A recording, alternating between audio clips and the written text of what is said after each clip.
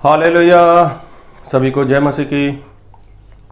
मैं अमरीक जॉय आज एक बार फिर प्रभु पिता का धन्यवाद करता हूं कि प्रभु पिता ने समय दिया कि परमेश्वर के वचन आपके साथ बांट सकूं।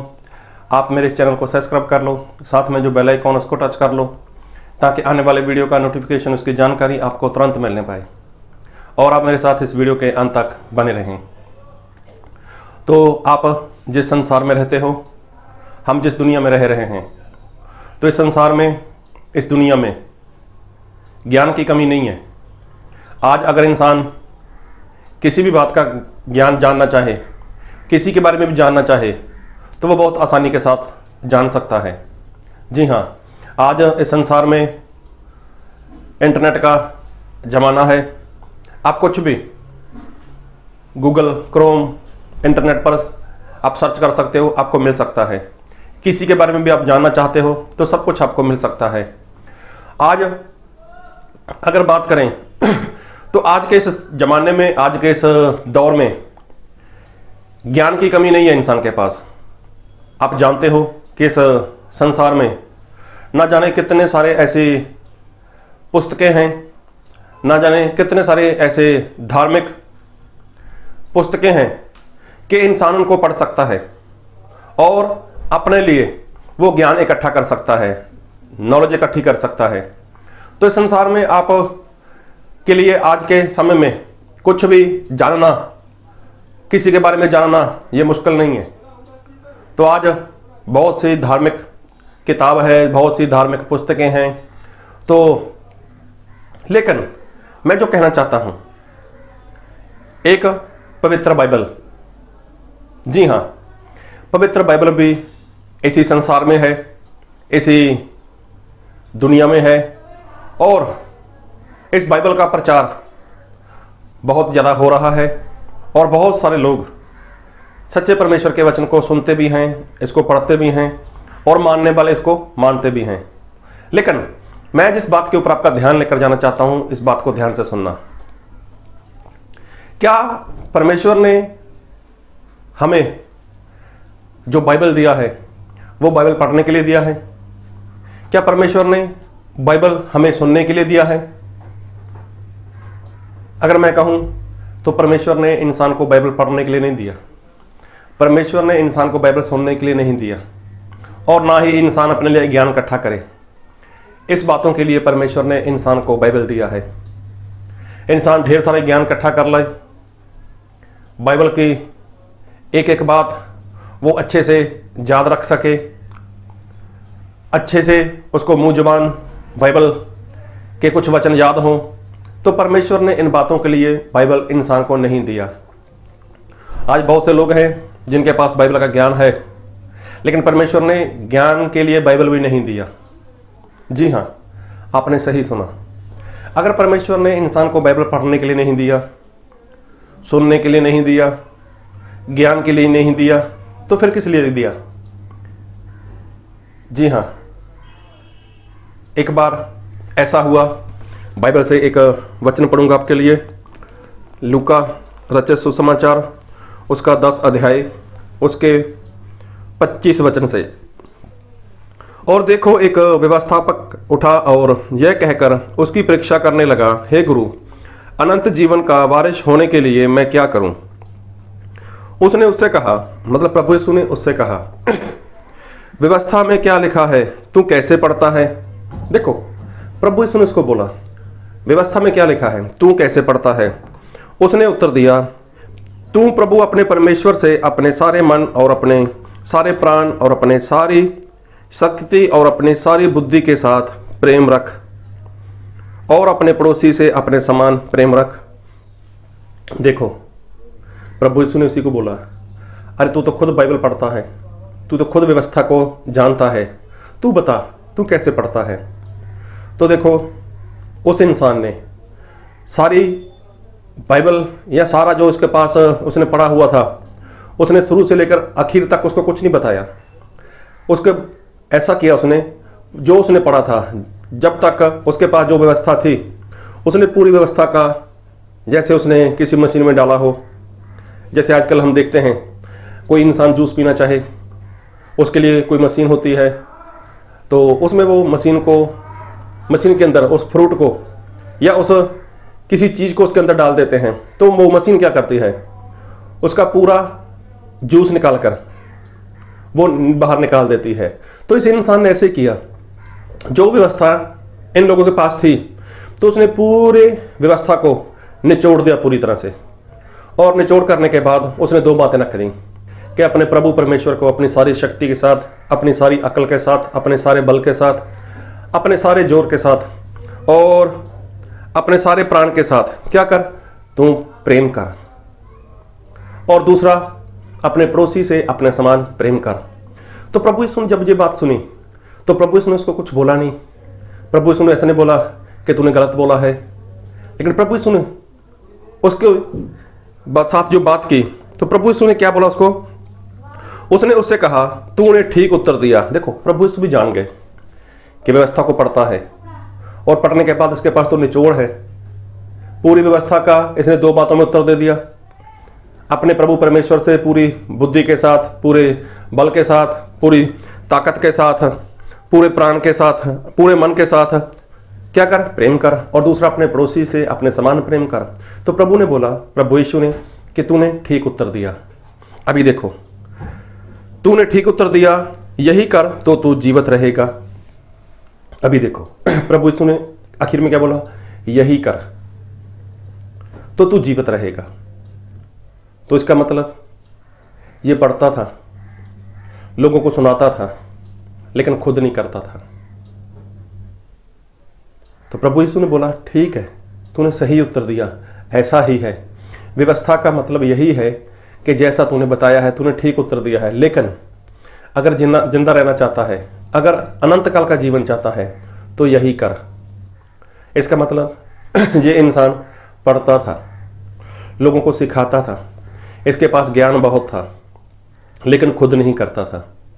तो देखो, प्रभु यीशु ने जो हमें बाइबल दिया है, तो ये पढ़ने के लिए नहीं, सुनने के लिए नहीं, ज़्यादा ज्ञान इकट्ठा करने के लिए नहीं, लेकिन प्रभु यीशु ने क्या बोला है, यही कर।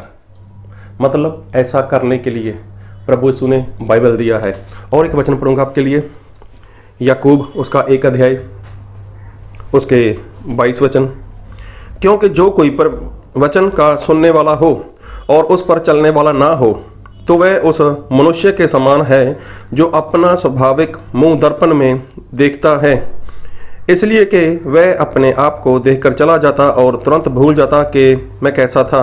अभी देखो, यहाँ पर लिखा है, क्योंकि जो कोई वचन को सुनने वाला हो, देखो, वचन को सुनने वाला हो और उस पर चलने वाला ना हो, तो उस मनुष्य के समान है जो अपना स्वाभाविक मुंह दर्पण में देखता है।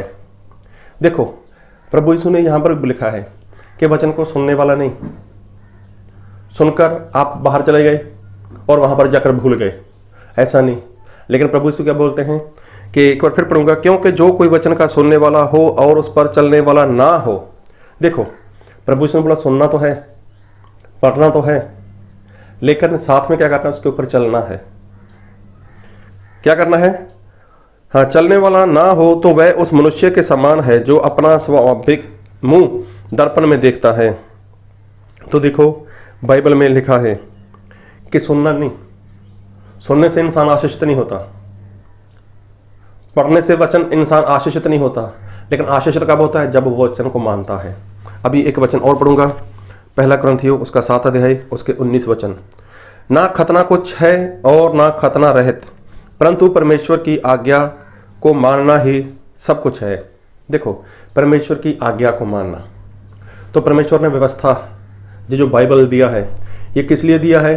सुनने के लिए नहीं, पढ़ने के लिए नहीं, ज्ञान इकट्ठा करने के लिए नहीं, लेकिन मानने के लिए दिया है। तो लिखा है, ना खतना कुछ है और ना खतना रहित, परंतु परमेश्वर की आज्ञा को मानना ही सब कुछ है। देखो, परमेश्वर की आज्ञा को मानना ही सब कुछ है। अभी देखो, बाइबल पढ़ते हैं, अच्छी बात है, पढ़ना चाहिए। परमेश्वर ज्ञान देते हैं, बहुत अच्छी बात है, ज्ञान होना चाहिए। बाइबल नहीं पढ़ सकते लेकिन सुनते हो, संगति में जाते हो, चर्च में जाते हो, वहाँ पर वचन सुनते हो, बहुत अच्छी बात है। चर्च जाना चाहिए, वचन को सुनना चाहिए। लेकिन सिर्फ सुनते हो, सिर्फ पढ़ते हो, सिर्फ ज्ञान इकट्ठा करते हो, इससे फायदा नहीं होने वाला। तो प्रभु यीशु ने बाइबल हमें इसीलिए दिया है कि इंसान वचन को माने, वचन की आज्ञाकारी करे। क्या शैतान वचन नहीं जानता था? क्या उसको मुंह जुबान नहीं जाता था कि बाइबल में क्या लिखा है? अरे शैतान को तो मुंह जुबान जात था। उसने बोला था प्रभु यीशु को कि खुद को नीचे गिरा, और लिखा है आपके विषय में कि परमेश्वर स्वर्गदूत को भेज देगा और तुझे वो हाथों हाथ उठा लेंगे, मतलब तेरे पैर किसी पत्थर से चोट ना खाएं। क्या वो नहीं जानता था? अरे शैतान सब कुछ जानता था। तो जानने वाला कौन सा स्वर्ग में जाने वाला है? लेकिन वचन की आज्ञाकारी करने वाला वो। तो जब प्रभु यीशु मसीह संसार में थे तो क्या प्रभु यीशु मसीह के पास ज्ञान नहीं था? अरे प्रभु यीशु मसीह के बारे में हम पढ़ते हैं ना, तो 12 साल की उम्र में प्रभु यीशु मसीह के पास कितना सारा ज्ञान था। और प्रभु यीशु मसीह के ज्ञान से लोग हैरान हुए, अचंभित हुए। इतने पुराने लोग जो व्यवस्था को पढ़ते थे, लोगों को सुनाते थे, जब प्रभु यीशु से बात हुई 12 साल की उम्र में, तो लोग हैरान हो गए, हैं इनके पास इतना ज्ञान। तो प्रभु यीशु जब किसी को उत्तर देते थे तो लोग हैरान होते थे। जब प्रभु यीशु किसी को सवाल करते थे तब लोग सवाल का उत्तर नहीं दे पाते थे। लेकिन प्रभु यीशु मसीह हर बार यही बोलते थे, मैं मेरे पिता की मर्जी को पूरा करने आया हूं। और तो और प्रभु यीशु मसीह जब तक संसार में रहे और जितना कुछ प्रभु यीशु मसीह के बारे में लिखा था, सब कुछ प्रभु यीशु मसीह ने पूरा किया। देख लेना, सब कुछ जो प्रभु यीशु मसीह के बारे में लिखा था, प्रभु यीशु मसीह ने उसको पूरा किया। प्रभु यीशु मसीह को क्रूस के ऊपर चढ़ा दिया गया। प्रभु यीशु मसीह के कपड़े उनका उन्होंने बंटवारा कर दिया, बांट दिए गए उनको। प्रभु यीशु मसीह ने लिखा आखिर में कि सब पूरा हुआ। मतलब जो प्रभु यीशु मसीह ने वचन हमें दिया है, तो वो इसीलिए दिया है।